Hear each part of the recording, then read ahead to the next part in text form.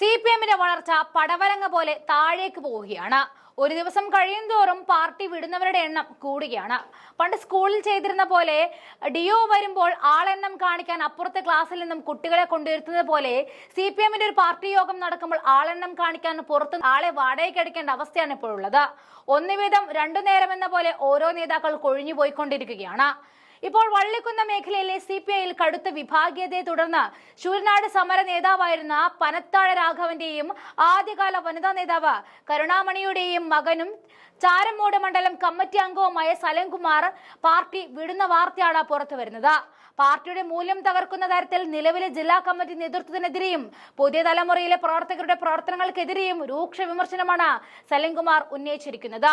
വള്ളിക്കുന്നം പ്രദേശത്തെ ഒരു വിഭാഗം പ്രവർത്തകരുടെ മോശപ്പെട്ട പ്രവർത്തനങ്ങളെ ചോദ്യം ചെയ്താണ് സംഭവങ്ങളുടെ തുടക്കം. രാത്രിയുടെ മറവിൽ അനാശാസ്യം ഉൾപ്പെടെയുള്ള പ്രവർത്തനങ്ങളിൽ ഏർപ്പെട്ട് പാർട്ടിക്ക് പ്രദേശത്ത് കളങ്കം വരുത്തുന്ന സലൻകുമാർ ഉൾപ്പെടെയുള്ള മുതിർന്ന നേതാക്കൾ കമ്മിറ്റിയിൽ ചോദ്യം ചെയ്തു.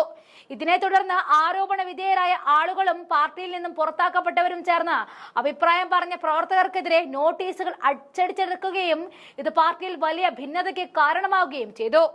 പോലീസ് കേസുകളിൽ ഉൾപ്പെട്ടവരെന്ന വീണ്ടും നേതൃത്വ സ്ഥാനത്ത് എത്തിക്കുന്നതിൽ പ്രതിഷേധിച്ചാണ് സലൻകുമാർ പാർട്ടി വിടാൻ തീരുമാനിച്ചിരിക്കുന്നത്. 20ഓളം വരുന്ന ആദ്യകാല പ്രവർത്തകരുടെ പിൻതലമുറയിൽപ്പെട്ട പ്രവർത്തകരും ഇദ്ദേഹത്തിനോടൊപ്പം പാർട്ടി വിടാൻ ഒരുങ്ങുന്നതായിട്ടാണ് സൂചന.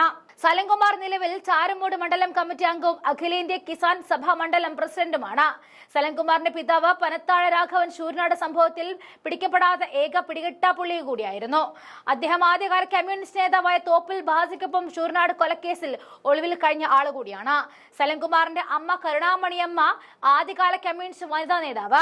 ഈ ചരിത്ര പശ്ചാത്തലമുള്ള ഒരു കുടുംബ അംഗം പാർട്ടി വിടുന്നത് സിപിഐക്ക് വലിയ തിരിച്ചടിയാണ് നൽകുന്നത്. കഴിഞ്ഞ ദിവസം സിപിഎമ്മിന്റെ അച്ചടക്കം ലംഘിച്ചു എന്ന പരസ്യ പ്രസ്താവന നടത്തിയതിന് സിപിഎം പുറത്താക്കി പഞ്ചായത്ത് പ്രസിഡന്റ് കോൺഗ്രസിൽ ചേർന്ന് എന്ന വാർത്ത കൂടി വന്നിരുന്നു. എളവള്ളി പഞ്ചായത്ത് പ്രസിഡന്റ് ജിയോ ഫോക്സറായിരുന്നു രാജിവെച്ച് കോൺഗ്രസിൽ ചേർന്നത്. കൂടാതെ ദേശീയ നേതാവ് വിശ്വസ്തനടക്കം 100ഓളം പേർ കോൺഗ്രസിലേക്ക് ചേർന്നിരുന്ന വാർത്തയും നമ്മൾ കണ്ടതാണ്. മാത്രമല്ല കൊല്ലം ജില്ലയിലെ കുണ്ടറയ്ക്കും കടയ്ക്കലിനും പിന്നാലെ തിരുവനന്തപുരത്തും പത്തനംതിട്ടയിലും കൂട്ടരാജി സംഭവിച്ചിരുന്നു. സിപിഎമ്മിന്റെ കലികാലവും കോൺഗ്രസിന്റെ ശുക്രദശയും ആരംഭിച്ചു കഴിഞ്ഞതായിട്ടാണ് നമ്മൾ മനസ്സിലാക്കേണ്ടത്.